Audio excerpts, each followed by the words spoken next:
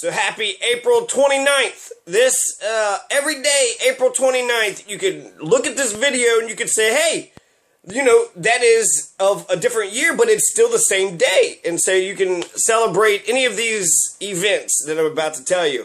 I come up with the holidays for the revolutionary humanist last year. I've been maintaining it. I'm not getting many likes and looks, so I'm thinking maybe I'm just not presenting it well. There's more events too. I've been very selective. It's only been things that I agree with. Something that I had written about the 100 greatest works ever created. I could not put just scientific information on the 100 greatest works because the politics is messed up. And until the politics, I mean, how can you have the freedom and peace to be able to create science if, you know, you're worried about war and hunger and, you know, all the rest. So, holidays for the revolutionary humanist is, you know, this is the April 29th version. And I had 3 specific events, but let me go across this list and see if any of it actually means anything to you.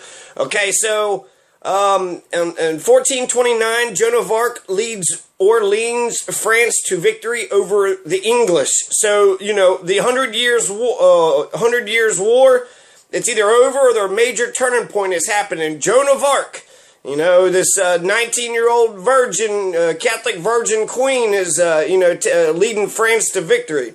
1429, so, you know, it's 500-600 years ago. 1628, Sweden and Denmark signed a defense treaty against Duke of Wallenstein. So that might be something. A defense treaty sounds pretty good. I don't know who this Duke of Wallenstein is. I probably could take a look at it. 1707, English-Scottish Parliament accept Act of Union, formed Great Britain. Great Britain is formed today. So now the whole world could be conquered. 1715, John Flamsteed observes Uranus for the 6th time. I just like his sentence. So in 1715, right, 300 years ago, like exactly 300 years ago, they had just observed this new planet, right, 7th planet out from the sun. John Flamsteed, Flamsteed, John Flamsteed observes Uranus for the 6th time. It's a scientific achievement, and the sentence cracks me up. So that would be, you know, Flamsteed observes Uranus. 6 times he got to observe Uranus, and it was 1715. So before, you know, 1715, Uranus just did not get seen. It was not seen. Nobody commented on it. Nobody said anything about it. It was, you know, out of sight, out of mind. But after 1715, after John Flamsteed and his, you know, with a telescope, you know, he got right in there and he found this 7th planet from the sun, and he, you know, looked at Uranus not just 1 time, not just 2 times, but 6 times he saw Uranus. So we do know that there is 7 planets to the solar system in 1715. 1845, Macon B. Allen and Robert Morris Jr., the first black folks in America to open a law practice. I think it's America. I don't know. 1845, Macon B. Allen, Robert Morris Jr., 1845. 1854 was the first African-American college chartered. The first one. And I don't even know which one it is. It's horrible, but history.com, this day in history. I'm not lying to you. The first African-American college was chartered 1854, 6 years before the beginning of the U.S. Civil War. 1945, the U.S. Army liberates 31,601 people in Nazi concentration camp in Dachau, Germany. So 31,000 people were liberated today because of the Great War, because the fucking Nazis were stomped, and they're, you know, the racist, fucking anti-Semitic piece of shit, fascist fucking Nazis was stomped, you know, right where they began. They couldn't even go anywhere, right? And we was able to liberate. Nobody even knew about the concentration camps. Nobody had any idea. They discovered it after the war, and then they were horrified. They suspected it, but it wasn't known fact. So it just shows you, like North Korea or any other secretive regimes, you have no idea what is actually going on in their borders. You know, we didn't know with Germany in World War II. So So the United States, Russia was the biggest savior of the world, the biggest destroyers of the Nazis, and that's fucking Stalin. And then he actually has a higher death toll, throughout his life than Hitler. Actually, I think the war actually caused like 20 million or so, or dead people, Russians. So the World War II. But in his 40-year reign, Stalin was a piece of shit. But, his strong-armedness and way to unify the whole country was able to defeat Hitler and Nazi Germany. So good for Russia for doing that. Good for FDR for doing that. Fucking Stalin, though, So, 92, Croatia declares independence. I've seen lots of different dates on this. Always a good thing whenever a nation declares independence, especially from their colonial masters or to overthrow the empire. That's how America was born. Great Britain wanted us to be their colony, and we said, nah, fuck you, motherfucker. We were anti-colonial revolutionaries. And we overthrew the tyrannical empire that was imposing its will upon us. 1994, Israel and the Palestinian Liberation Organization, the PLO, signed an economic accord. I think this is Bill Clinton when he's like smiling, and he's got I think Yasser Arafat and an Israeli official. He's smiling, they're shaking hands, and it was a good look for the United States. We actually made progress when it came to the peace in the Middle East. And why not a two-state solution? What the fuck? What the fuck? Last year you just saw Israel just kill all those fucking kids. Didn't give a fuck. Nobody gave a fuck. The whole world just watched it. Basically cutting the grass, right? The small-scale genocide. But still, fucking killing babies, killing kids. You think maybe that's why, people don't like our fucking nation? We're killing innocent fucking babies. Let's stop doing that. Can we stop doing that? You're making my life more dangerous. Going around killing fucking babies, that's pissing people off. And I want to stay safe. I want to live in this country, and I don't want to be attacked. And they would have a righteous justification to attack us if you're killing innocent fucking kids. Stop it. The United States backs Israel blindly, does it every time. Last year, fucking cutting the grass. They are so out of their minds. When they murder people, they just say it's cutting the grass. Oh, like they're just, just maintaining, the status quo, the orders of the day, just regular business as usual. And that's disgusting. That's despicable. When you, dehumanize murder in such a way, that's the same reasons I have fucking problems with goddamn Adolf fucking Hitler. And anybody that don't have a problem with Hitler, you're probably fucked up. If you're sitting there saying how smart Adolf Hitler is, you're probably not seeing how smart Anne Frank is. And I would much rather celebrate Anne Frank than Adolf Hitler any day of the week. So in 94, they signed an economic accord. 94, that's 21 fucking years ago. I don't know what that economic accord was or the specifics. That would be good to look into a little bit more. 1996, Howard Stern radio show premieres in Fresno, California on KFRR 104.1 FM. The country fried terminating Hornets. I don't know. So Howard Stern radio show premieres. It's a good fight for free speech, right? I don't care for Howard Stern. Weird dude. Creeps the fuck out of me. So the 3 days that I had established, April 29th, 1891, Happy Electrical Welding Process Day. So welding is one of the most, that revolutionizes our life, being able to put two pieces of metal together and then electrocuting it to where it forms and becomes a whole piece of metal, so you can form it and shape it and create whatever it is you want to create. This was 1891, so 100-something years ago. The electric welding process of Elihu Thomson, E-L-I-H-U, Elihu Thomson is officially patented. In the era of mass production, the electric welding process enabled faster production and construction of better, more intricate machines for the manufacture and process. Thomson solved both problems by connecting the two materials to be welded in a parallel circuit and using a transformer to run an electric current between them. A low EMF electromotive force of about 2 volts and a high current rate of approximately 2,000 amps combined to produce the almost molten state needed for such industrial welding. In 1888, a second Thomson-founded company, the Thomson Electric Welding, began exploiting Thomson's welding process and is the subject of this collection. In 1892, the Thomson-Houston Company merged with Edison Electric to form the General Electric Company. Okay, anyway, so the electrical welding process was established. It was patented on this day, in 1891, which is when our Kentucky Constitution was written. So 1891. It's an old document, and electrical welding's been around for a long time. Another event that happened on April 29th, 1992.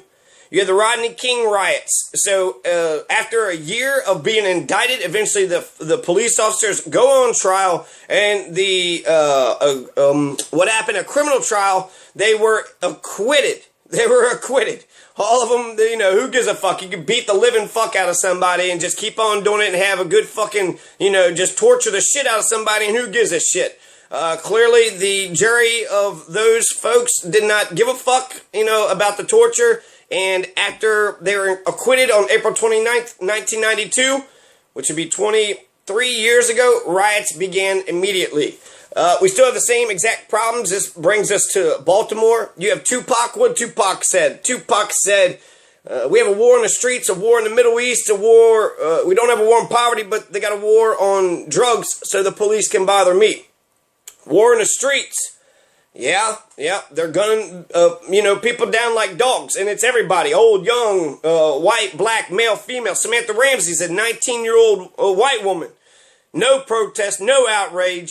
It almost seems as if, though, Boone County is, accepted it. I would say that there's a passionate minority speaking out about it, but why do we have to have a campaign just to do what is right?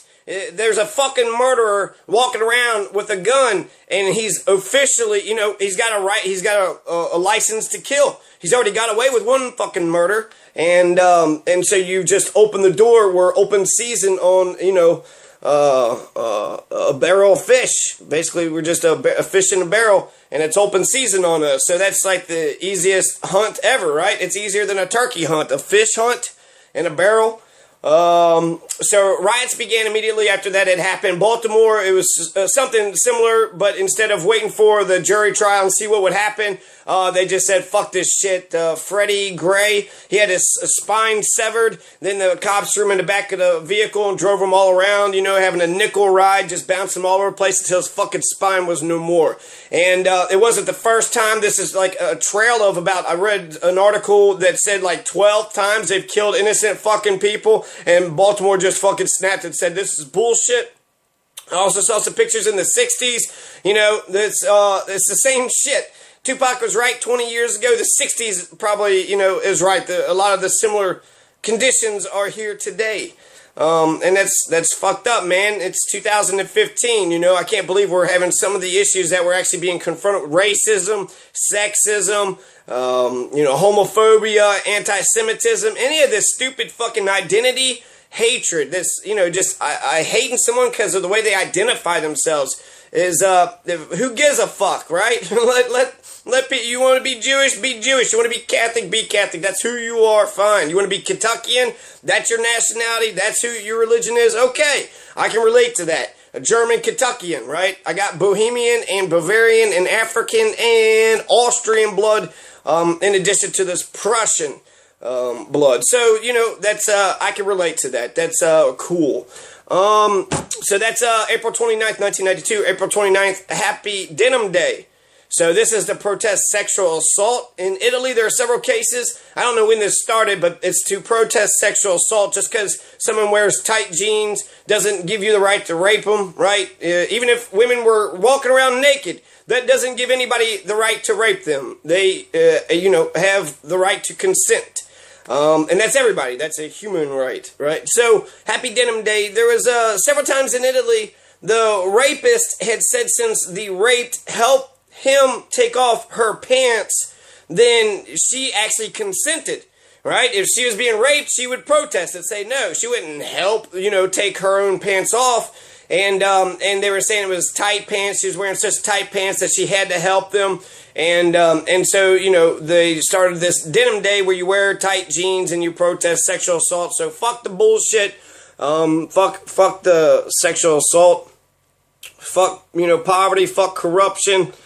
I am going to talk for a couple minutes, actually, a little bit about the Siege of Orleans. Out of all the things, I do like the electrical welding thing. You got a scientific perspective, and you got the Rodney King riots, you know, and then you also have Denim Day. So you actually have like a holiday that's being started. I was fascinating with the Siege of Orleans. I was raised Catholic, and I believe my morality, a lot of the way I think about the world, comes from, you know, the Golden Rule and a lot of Christian teachings. And Joan of Arc was one of those, you know, was a Catholic that I had celebrated. So the Siege of Orleans, this marked a turning point in the 100 Years' War. This is in 1428, so, you know, this is 600 years ago.